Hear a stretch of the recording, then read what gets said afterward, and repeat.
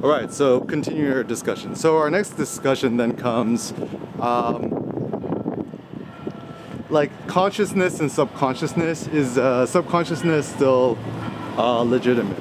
So I think it is, because sometimes like I think the one of the mistakes in modern thought and modern philosophy is that all rationality, all logic, and all supreme forms of consciousness are good, and any feeling that is subjective or emotional is inferior.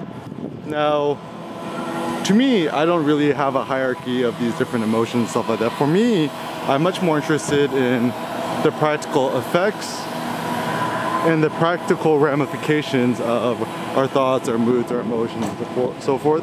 And even when it comes to like emotions of, you as an artist, it seems like the goal is for us to be maximally productive in terms of just artistic expression and oppression. So in that sense, subjectivity, unconsciousness, subconsciousness is a good thing. And if we strive too much towards, rationality, logic, supreme consciousness, it seems like a bad thing. And also, certainly it seems, I guess Urban Outfitter is open again. Huh.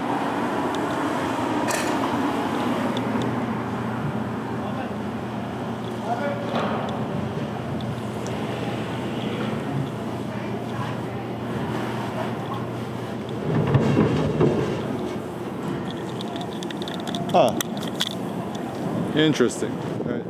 So, well, it looks like things are starting to open up. That looks like a good thing. So, when it comes to consciousness, then it seems like this is where Nietzsche gets very interesting when he talks about the Dionysian and the Apollonian. So perhaps the ultimate apex then is to harness the maximum states of human consciousness and subconsciousness to maximize your artistic potential and your, becoming an Ubermensch, right? That's the goal, is that you want to become like hyperhuman and stuff like that.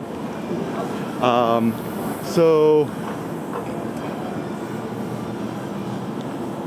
yeah, in that regard, too much focus on reality, not reality, and stuff like that is kind of besides the point. So who's to say that, somebody whose life in Second Life is not a legitimate life? Like, how different is their life from an academic who's stuck in the bubble academia, or, a sports athlete who's stuck in the bubble of sports, or, a YouTuber stuck in the world of live streaming and stuff like that? Because it does seem that at the end of the day, what binds us all together is the fact that we all need to eat, sleep, and then like money in some sort of way to buy meat and pay your rent and stuff like that. But besides that, it seems like everything else is like a little bit subjective, and all realities are subjective. So what is we to do with this notion that all realities are subjective?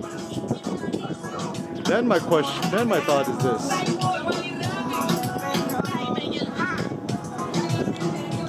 Then the thought is, it's like, don't get so caught up between what's real, what's not real, what's legitimate, what's not legitimate. What's more important is, how can I harness all of the chaos and randomness and this and that in order to create art? So art could be seen as very subjective. So when I think of art, I think about, making photos, making videos, streaming your thoughts, blogging, vlogging, writing, and stuff like that. Like anything I think that's done intentionally and with your soul, to me is art.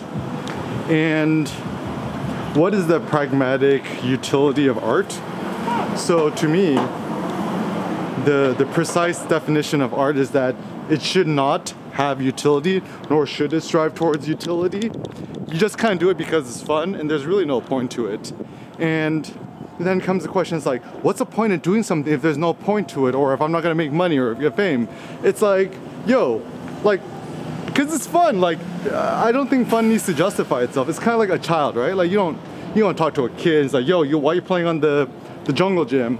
And the kid goes, I need to increase my heart rate to, 120 beats per minute, and I have my Fitbit thing to track that I ran precisely 5.2 miles and I got my 10,000 steps in. No, that's like, that thought is preposterous. What's much more important is the notion that whatever we're doing in our lives is, it's much more important, it's much more meaningful.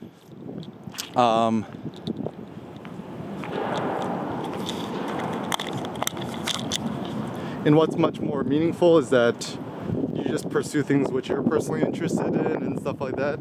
And you share this happiness and this joy with others. Because I do think that life, it's far much better enjoyed when we could share things, when we could share experiences, and we allow ourselves to be more playful, to be more subjective.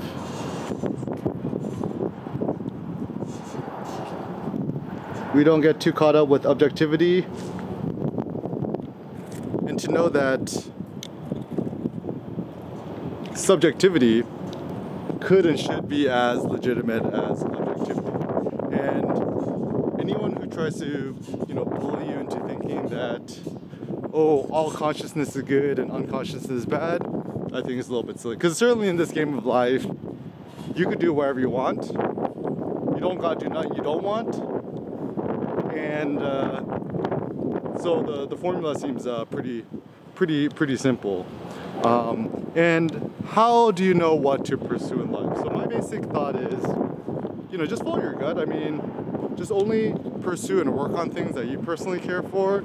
And, I can't tell you what you care for or not. You just gotta follow your gut. Like, I think the big problem is nowadays we don't have the courage to our emotions. We don't have the courage to dictate what we consider legitimate. Because you don't need no metrics or numbers to quantify what you do. That's why I think the whole quantified self thing is like, you've essentially turned data into its own new godhead, which I don't think is good, because then it externalizes your self-wealth and your self-worth into this nebulous mist of ones and zeros.